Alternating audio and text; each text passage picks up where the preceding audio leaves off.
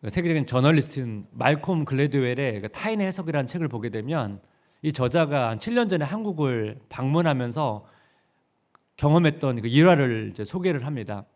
그 호텔 로비에서 한국 사람이 이제 말콤 글래드웰을 알아본 거예요.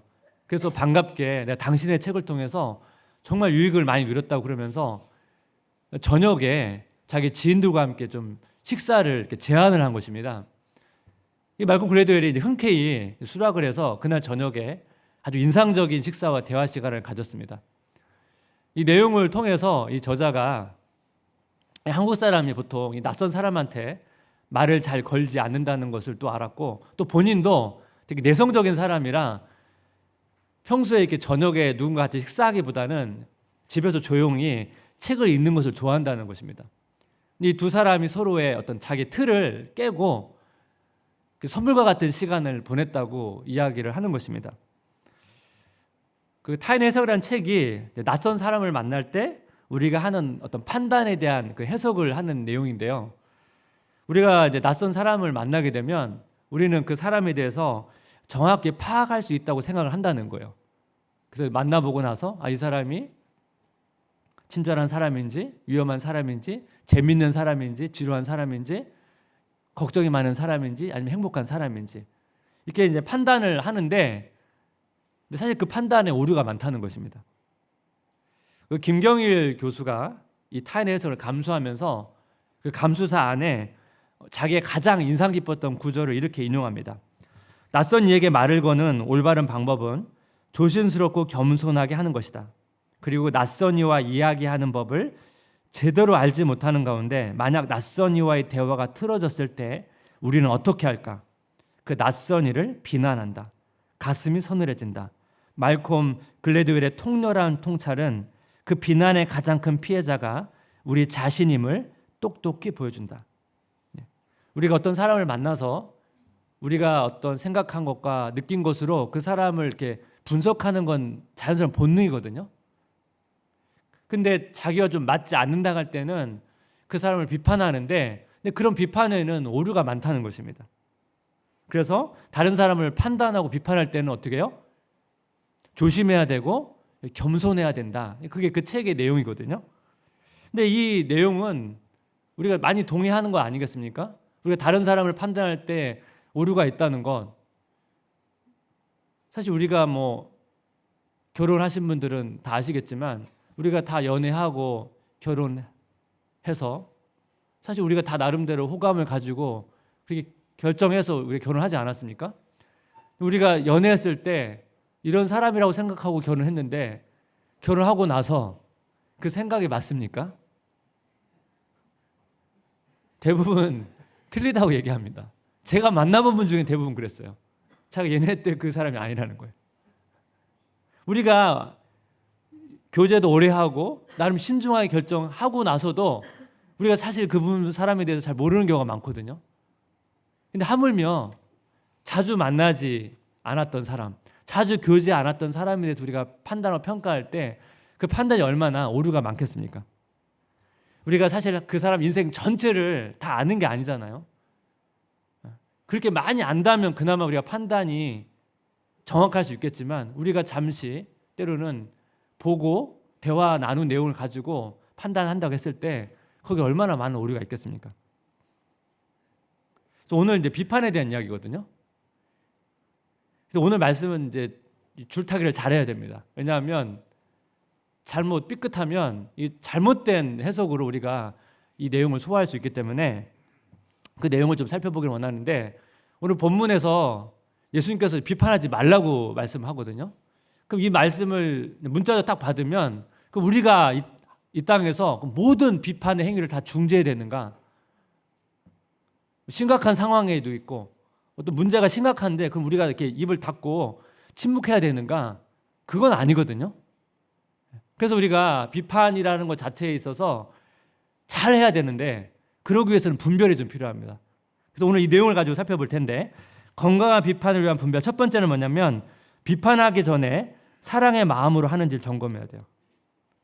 마태복음 7장 1절 보니까 비판을 받지 아니하려거든 비판하지 말라. 예수님께서 비판하지 말라고 말씀하시는데 사실 성경을 보시면 비판하는 내용이 사실 많아요. 대표적 예를 들면 세례 요한, 마태복음 3장 7절, 요한이 많은 바리새인들과 사두개인들이 세례 베푸는 대로 오는 것을 보고 이르되 독사의 자식들아, 누가 너희를 가르쳐 임박한 진노를 피하라 하더냐. 그 당시 존경받는 바리새인과 사두개인을 향해서 뭐예요?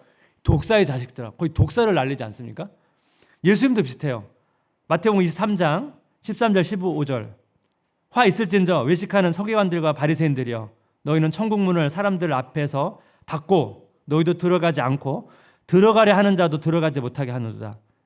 화 있을진저 외식하는 서기관들과 바리새인들이여, 너희는 교인 한 사람을 얻기 위하여 바다 육지를 두루 다니다가 생기면 너희보다 배나 더 지옥 자식이 되게 하노도다. 예수님도 거의 저주에 가깝도록 이렇게 비판하지 않습니까? 구약을 보면 선지자들도 이스라엘 백성을 향해서 이렇게 막 신랄하게 비판하는 내용이 있거든요. 예수님께서는 하고 싶으면 다 하시면서 우리를 향해서는 비판하지 말라고 하시는가? 여기에는 이유가 있습니다. 우리에게 비판하지 말라는 이유. 첫 번째, 우리가 하나님과 같지 않기 때문에 그래요. 하나님은 우리의 모든 걸 다 아세요.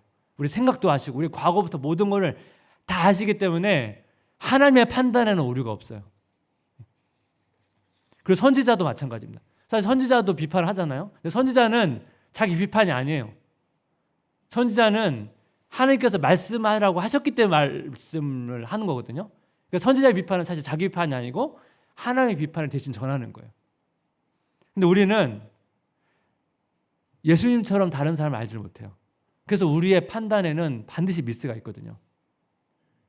우리가 마치 선지자인 것처럼 판단하면 하나님께서 그 기준으로 우리를 판단하신다는 거예요. 우리가 어떻게 그 하나님의 판단을 감당할 수 있겠습니까? 그래서 우리가 비판할 때 조심해야 된다는 거예요. 우리가 비판하지 말아야 될 두 번째는 뭐냐면, 우리 비판에는 우리의 우월성을 전제할 가능성이 있어요. 그러니까 우월성을 전제로 한다는 건 뭐냐면 교만이 숨겨져 있다는 거예요.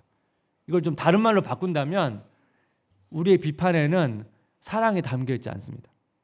담겨 있지 않을 수 있어요. 하나님께서는 우리를 비판할 만큼의 자격도 있으시고 또 능력도 있으세요. 또 하나님의 비판은 사랑에서 출발해요.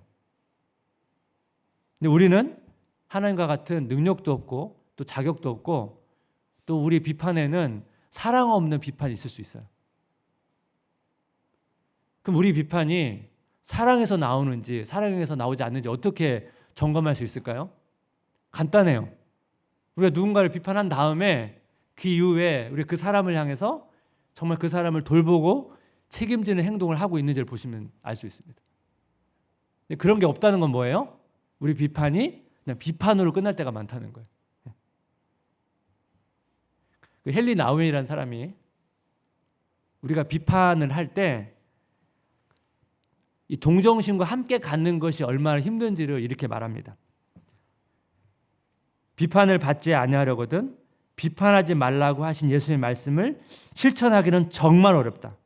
그러나 그 말씀에는 동정심을 베푸는 사역을 할 수 있는 비결이 들어있다. 우리가 다른 사람을 판단하고 비판할 때 비판 이전에 뭐예요? 우리 가운데 사랑과 동정심을 먼저 갖는 것이 중요하다는 거예요. 우리가 자녀를 정말 사랑해서 책망하지 않습니까? 근데 그 책망할 때 이 사랑과 긍휼이 묻어나야 돼요. 그래야 자녀가 그 책망을 받을 때 상처를 받지 않거든요. 근데 우리가 주로 책망할 때는 이 사랑과 긍휼이 없이 할 때가 많다 보니까 자녀들이 상처를 받는다는 거예요. 같이 이 사랑과 긍휼과 함께 이 책망을 가야만 이 자녀들이 그걸 수용할 수 있다는 겁니다. 건강한 비판을 위한 분별 두 번째는 뭐냐면 자기 자신을 더 성찰하는 것입니다. 다른 사람을 비판하기보다는 자기 자신을 더 많이 성찰하는 것입니다. 마태복음 7장 4절 5절 한번 같이 읽어볼까요?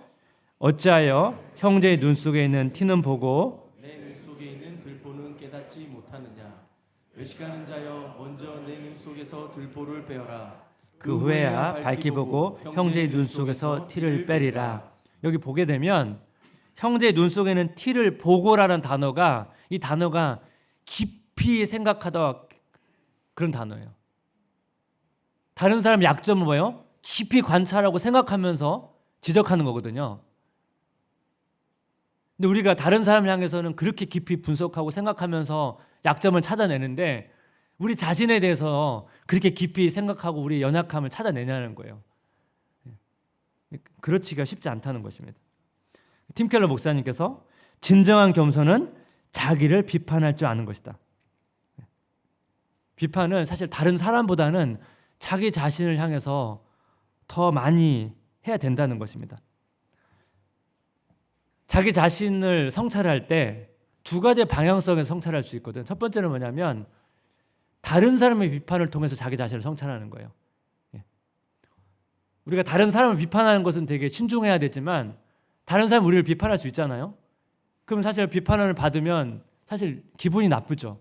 하지만 그 비판 가운데 우리 자신을 돌아보면서 혹시나 나에게 유익한 것이 있거나 또 내가 정말 보지 못했던 거를 말해주는 부분이 있다면 그 내용을 통해서 어떻게 해요? 내 변화와 성장의 기회를 삼을 수 있다는 거예요. 제가 앞에서 말씀드렸던 것처럼 하나님께서 선지자들을 이스라엘 백성들에게 보냈거든요. 왜 보냈겠습니까?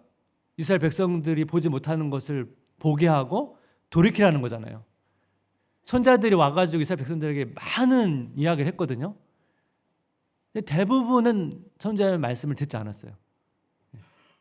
그래서 이스라엘이 멸망한 거잖아요. 한 명 보낸 것도 아니고 때로 여러 명 보내고 그래도 듣지 않았거든요. 오히려 선지자들을 괴롭히고 막 죽이기도 하고 그러면 하나님의 말씀을 직접 전하는데도 잘 듣지 않기 때문에 우리가 사실 다른 사람의 말을 듣는 것이 사실 쉽지가 않아요. 그런데 우리가 그것을 기꺼이 때로는 고통스럽기도 하고 마음이 힘들지만 수용하면 변화, 성장이 될 수 있다는 것입니다. 다윗이 밧세바를 얻으려고 남편 우리아를 죽이지 않습니까? 그리고 한동안 반응이 없었어요. 나단 선지자를 보내가지고 이제 책망을 하지 않습니까? 그때 다윗이 이제 회개를 하거든요. 여러분 이게 흔하지 않은 결과예요. 선지자들이 와서 이렇게 책망했을 때 돌이킨 사례가 성경에 많지 않아요. 그러니까 다윗이 당연히 우리는 회개해야 된다고 생각하잖아요. 다윗이 회개했기 때문에 그 신앙이 위대한 거예요. 사실 이렇게 책망했을 때 회개하지 않은 사람이 훨씬 많거든요. 자기 자신을 성찰할 때 또 하나의 방향성은 뭐냐면 다른 사람의 비판을 수용하는 게 첫 번째고 두 번째는 자기 스스로 자기 자신을 성찰하는 거예요. 다윗이 선지자의 말을 듣고 나서 돌이켰잖아요. 선지자의 책망 이전에 본인이 하나님 앞에 예배를 드릴 때 말씀을 묵상할 때 돌이켰다면 얼마나 더 좋습니까? 우리가 매일매일 큐티 하잖아요. 큐티가 바로 그런 거거든요. 매일 말씀을 묵상하고 묵상한다는 게 우리 삶을 성찰하는 거거든요. 성찰해서 내가 잘못된 부분이 있으면 돌이키고 큐티는 일종의 자기 성찰의 시간이거든요. 그래서 우리가 매일매일 묵상을 통해서 자기 연약함을 계속 발견하고 그 문제 때문에 아파하고 회개하는 사람들은 다른 사람 비판을 잘 하지 않습니다. 그래서 내가 지금 삶에 좀 비판이 많다. 비판하는 걸 되게 좋아한다. 그럼 한번 돌아보셔야 돼요. 비판이 많다는 것은 자기 성찰이 적을 수 있거든요. 자기 성찰이 적다는 것을 반증하는 예일 수가 있습니다. 그 이기주의 말의 품격이라는 책을 보게 되면 그 명심보감의 언어편을 소개를 하거든요. 사람을 이롭게 하는 말은 솜처럼 따뜻하지만 사람을 상하게 하는 말하는 가십처럼 날카롭다. 한마디 말의 무게는 천궁과 같으며 한마디 말이 사람을 다치게 하면 그 아픔은 칼로 베는 것과 같다. 우리가 말을 할 때 조심해야 된다는 얘기를 하잖아요. 그러면서 이기주 씨가 이 비판이라고 하는 단어의 한자를 이야기해요. 이 비판의 비는 비평할 비인데 이 비평할 비는 이 손수변의 견줄비에 합친 단어라는 거예요. 그럼 이 한자가 가진 의미가 뭐냐면 손수변, 손바닥 위에 견줄비, 사물을 올려다 놓고 다양한 각도에서 종합적인 판단을 한다는 것. 이게 비판이라는 거예요. 그래서 그의 말의 품격에 이런 내용이 있습니다. 여기 한번 같이 읽어볼까요? 누군가를 손가락질하는 순간 상대를 가리키는 손가락은 검지뿐이다. 엄지를 제외한 나머지 세 손가락은 나를 향한다.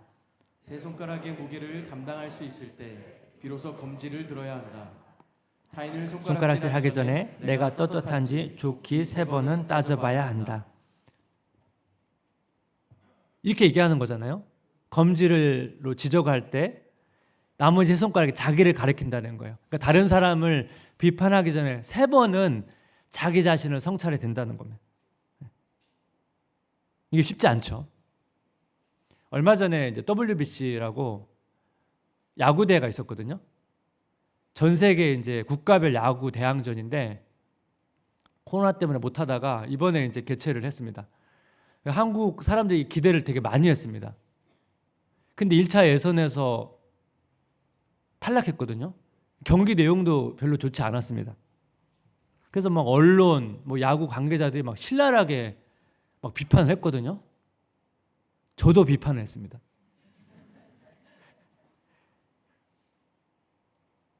제가 그 회개를 많이 했어요. 제가 예전에 야구를 되게 좋아했거든요. 제가 대전이어가지고 지금 하나 이글스인데 예전에는 빙글의 이글스라고 제가 회원도 했었어요. 회원도.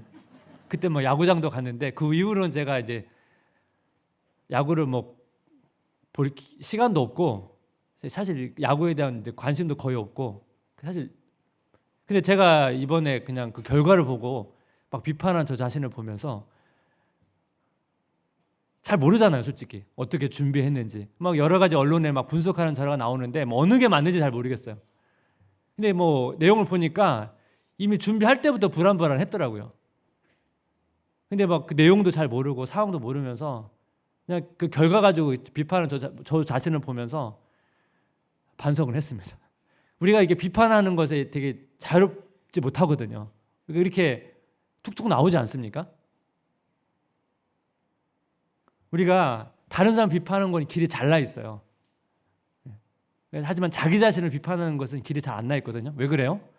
다른 사람 비판하는 거는 신나요. 다른 사람 흉보는 건 막 재밌고. 근데 자기 자신을 비판하는 건 막 고통스럽거든요, 사실은요. 그러니까 기본적으로 자기 자신을 비판하는 것보다는 다른 사람 비판하는 게 훨씬 익숙하거든요. 근데 다른 사람 비판하는 거는 자기에게 유익한 게 없어요. 자기 자신을 비판하는 거는 유익하죠. 왜냐하면 그 비판을 통해서 내가 성장하고 변화될 수 있으니까. 그래서 다른 사람을 비판하기 전에 우리 자신을 더 많이 성찰해야 되는 게 필요하다는 거예요. 건강한 비판을 위한 분별 3번째는 뭐냐면 상대방의 수용성을 고려하는 겁니다. 오늘 본문에서 좀 어려운 좀 말씀이 있거든요. 마태복음 7장 6절인데 여기 같이 한번 읽어보겠습니다. 거룩한 것을 개에게 주지 말며 너의 진주를 돼지 앞에 던지지 말라. 그들이 그것을 발로 밟고 돌이켜 너희를 찢어 상하게 할까 염려하라. 이 개가 등장하는데 개는 제가 전에 한번 말씀드렸죠. 들개. 이스라엘 백성 밖에 있는 언약 밖에 있는 사람들을 말할 때 개라고 표현을 하거든요. 돼지. 유대인들이 혐오하는 동물입니다. 유대인들은 돼지를 키우지도 않고 먹지도 않아요. 그다음 본문에 거룩한 것, 진주. 이건 뭘 의미하냐면 지금 산상수이잖아요. 이 하나님의 나라의 진리를 의미하거든요. 그럼 이 내용이 뭐죠? 이 하나님의 진리를 이방 사람들에게 전하지 말라는 얘기예요. 주지 말라는 거. 왜냐하면 그들은 이 진리를 잘 이해하지 못하기 때문에 무시해버린다는 거예요. 예수님께서 공생에 사역하는 동안에 유대인에게 포커스를 맞췄습니다. 우선순위를 유대인에게 줬어요. 하지만 이방인을 배제한 것은 아닙니다. 그래서 예수님께서 공생에 사역하는 동안 유대인 지역에 많이 머무르셨지만 때로는 그 이스라엘 백성 밖에 있는 지역도 가셨거든요. 마가복음 7장 26절 18절 그 여자는 헬라인요 수로보니게 족속이라 자기 딸에게서 귀신 쫓아내 주시기를 간구하거늘 예수께서 이르시되 자녀로 먼저 배불리 먹게 할지니 자녀의 떡을 취하여 개들에게 던짐이 마땅치 아니하니라. 여자가 대답하여 이르되 주여 올소이다마는 상아리 개들도 아이들이 먹던 부스러기를 먹나이다. 이방 여인이 예수님께 자기 딸을 고쳐달라고 온 거예요. 예수님 뭐라고 말합니까? 자녀의 떡을 취해서 개들에게 던지는 게 합당하지 않다. 아까랑 연결되는 말씀이죠. 나는 지금 유대인의 포커스를 맞춰서 왔다는 거예요. 근데 이방 여인이 뭐라고 말합니까? 내가 이방 여인이지만 나도 예수님의 그 은혜 대상이기를 원합니다. 그러니까 예수님께서 이 여인의 수용성을 보고 딸을 고쳐주지 않습니까? 거룩한 것을 개에게 진주를 돼지에게 던지지 말라. 이 말씀은 지금 비판하지 말라는 그 내용 안에 들어가 있거든요. 그러면 이 비판이라고 하는 그 주제를 생각하면서 이 내용을 연결해 보면 무슨 의미입니까? 아무리 좋은 것이라 할지라도, 아무리 옳은 말이라 할지라도, 우리가 때로는 사랑의 마음을 담아서 한다 할지라도 그 사람이 그걸 수용할 준비가 안 돼 있으면 소용이 없다는 거예요. 잠언 9장 8절 말씀에도 거만한 자를 책망하지 말라. 그가 너를 미워할까 두려우니라. 지혜 있는 자를 책망하라. 그가 너를 사랑하리라. 그 사람이 지혜 있는 사람이라면 우리의 책망 어떻게 받아야 된다고요? 수용하고 비판하는 그 사람을 사랑할 거라고 말하고. 하지만 그걸 비판할 준비가 안 돼 있는 사람은 어떻게 해요? 오히려 미워할 거라고 이렇게 얘기하지 않습니까? 비판할 때 그 비판을 받는 사람의 수용성을 고려한다는 거예요. 우리가 서로 때로는 권면할 때가 있습니다. 근데 이 권면이 때로는 이렇게 관계를 어렵게 만들 때도 있어요. 어떤 경우가 그렇습니까? 제가 앞에서는 권면하는 분이 사랑의 마음으로 하지 않아서 권면을 받는 분이 상처를 받는 경우를 제가 말씀드렸죠. 이 권면을 받는 분이 정말 권면하는 분은 사랑의 마음으로 그게 한 건데 권면을 받는 분이 이걸 좀 오해하거나 곡해하는 경우들이 있어요. 근데 이런 일이 왜 생기냐면 좀 그런 것 같아요. 우리가 누구를 정말 기본적으로 우리가 사람을 믿지 않습니까? 신뢰하고. 그런데 믿던 사람부터 자꾸 배신을 당하거나 상처를 받으면 이런 게 누적이 되다 보면 우리가 사람들을 잘 믿기가 어려워요. 자꾸 불신하게 되고 그래서 이런 것이 쌓이다 보면 분명 말을 전한 분은 그런 의도를 한 게 아닌데 그걸 자꾸 다르게 해석하다 보니까 오해하고 그 상처를 받아서 이게 관계가 어려워지는 수가 있거든요. 그래서 우리가 상대방 수용하는 분이 어떠한 마음 상태에 있느냐에 따라서 우리가 굉장히 이걸 조심조심 하지 않으면 오히려 나는 좋은 의도를 했지만 그를 그렇게 받지 않을 수 있다는 것입니다. 제가 이제 자녀들과 대화할 때 몇 가지 원칙이 있는데 제가 웬만하면 제가 자녀들의 잘못을 지적을 안 합니다. 그리고 가능하면 도와주는 방향에서 대화를 얘기합니다. 왜 그렇게 얘기하겠습니까?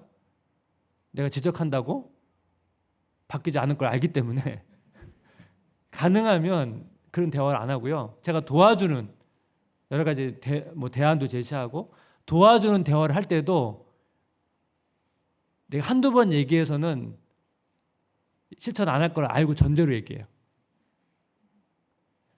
왜 이게 중요하냐면 이게 안 돼 있으면 계속 얘기해도 아이들이 잘 안 바뀌거든요. 그러면 굉장히 마음이 힘들죠. 그럼 때로는 내 말을 무시하나? 그래서 화가 나거든요. 그래서 저는 우리 자녀들이 한두 번 얘기해서 안 바뀐다는 것을 내가 믿기 때문에 인내심을 가지고 여러 번 얘기한다는 걸 생각하고 얘기를 해요. 그래서 보통 얘기해도 잘 안 바뀌거든요. 그럼 뭐 당연하게 받아들여요. 내가 한두 번 얘기해서 바뀌었으면 벌써 애들이 성자가 됐겠죠. 그게 불가능하잖아요. 그러니까 부모님이 바라는 그 기대를 아이들이 다 수용할 수 있는 능력이 없다는 걸 우리는 전제하고 사실 자녀를 양육해야 되는 거죠. 그러니까 자녀 양육에는 오랜 인내와 기다림이 필요한 것입니다. 예수님께서 십자가를 지시기 위해서 예루살렘을 향해서 가고 있을 때 여리고를 지나가거든요. 거기 시각 장애인 바디메오가 있습니다. 바디메오가 이제 길가에 앉아 있었거든요. 길가에 앉았다는 것은 그 당시에 이렇게 뭐 나약한 사람들이 구걸을 한 거예요. 그 길가에 앉아서. 그럼 여러분 그 당시 그 길을 지나가는 사람들이 이런 요청들이 많이 있지 않겠습니까? 어떻게 유대인들이 반응했겠습니까? 그냥 지나가는 사람도 있고 어떤 사람은 돈을 주기도 하고 때로는 뭔가 먹을 걸 주기도 하고 그렇게 했겠죠. 그 당시 예수님을 따라다녔던 제자들 옆에 무리들이 있었거든요. 무리들이 어떻게 반응했는지 같이 보겠습니다. 마가복음 10장 48절 같이 읽어볼까요? 많은 사람이 꾸짖어 잠잠하라 하되 그가 더욱 소리 크게 질러 이르되 다윗의 자손이여 나를 불쌍히 여기소서 하는지라. 무리가 어떻게 반응하죠? 꾸짖습니다. 비판합니다. 소리 지르니까 시끄럽다고 비판을 했습니다. 여러분 왜 비판했을까요? 뭐 시끄러워서 비판할 수도 있고, 지금 무리들은 왜 예수님을 졸졸 따라갑니까? 지금 곧 예루살렘에 입성하게 되는데 예수님을 이제 왕 삼아가지고 빨리 이제 로마로부터 독립을 하고 지금 그런 걸 다 꿈꾸고 기대하고 있거든요. 그러니까 얼마나 마음이 급합니까? 근데 자꾸 중간중간에 자꾸 예수님께 뭐 도움을 요청하니까 계속 늦어지잖아요. 그러니까 막 이제 일종의 방해꾼처럼 여겨지니까 시끄럽다고 이렇게 막 막은 거 아니겠습니까? 근데 이 바디메오를 향해서 예수님의 반응을 보십시오. 마가복음 10장 51절 여기다 같이 읽겠습니다. 예수께서 말씀하여 이르시되 내게 무엇을 하여 주기를 원하느냐? 맹인이 이르되 선생님이여 보기를 원하나이다. 예수님께서 어떻게 반응하시죠? 다른 유대인들처럼 뭐 그냥 지나가거나 뭐 돈을 주거나 뭐 먹을 걸 주거나 아니면 무리들처럼 비판하는 게 아니고 질문을 하십니다. 질문을. 예수님 왜 질문을 하셨을까요? 사실 바디메오가 눈 뜨게 해달라고 요청하진 않았습니다. 불쌍히 여겨달라고 그랬거든요. 그러니까 이 선언은 무슨 이야기입니까? 많은 사람들이 거기에 앉아서 사람들에게 불쌍히 여겨달라고 했을 거예요. 왜냐하면 그래야 이제 뭔가 받으니까요. 돈을 받거나. 예수님께서 동일하게 똑같은 멘트를 한 거거든요. 불쌍히 여겨달라고. 혹시나 예수님께서 뭔가 도움을 주지 않을까? 예수님께서 이 바디메오의 이 고백을 듣고 바디메오 안에 있는 그 내면에 있는 사실은 늘 이렇게 사람들이 주는 뭔가 그걸 받으면서 살아갔던 이 바디메오에게 그 내면 깊은 곳에 뭡니까? 이런 뭔가 돈이나 먹을 거 말고 사실 진짜 보기를 원하잖아요. 예수님은 그걸 읽은 거예요. 그걸 읽고 질문을 던진 거예요. 내가 무엇을 해주기를 원하느냐? 우리가 다른 사람을 비판하기 전에 동일하게 그 사람 영혼에 있는 필요를 볼 수 있다면, 그래서 그 영혼을 향해서 비판이 아닌 이 공감하는 질문을 던질 수 있다면 얼마나 좋을까? 오늘 저는 이 말씀을 묵상하면서 예수님의 그 긍휼한 마음으로 얼마나 시끄럽습니까? 그 바디메오를 향해서 그 내면에 있는 필요를 보시고 공감하시고 질문을 던지시는 예수님. 이게 오늘 우리에게 주는 저는 메시지가 있다고 생각합니다. 우리 이렇게 한번 고백해 볼까요? 비판보다는 공감하는 질문이 사람의 인생을 바꿀 수 있다. 네.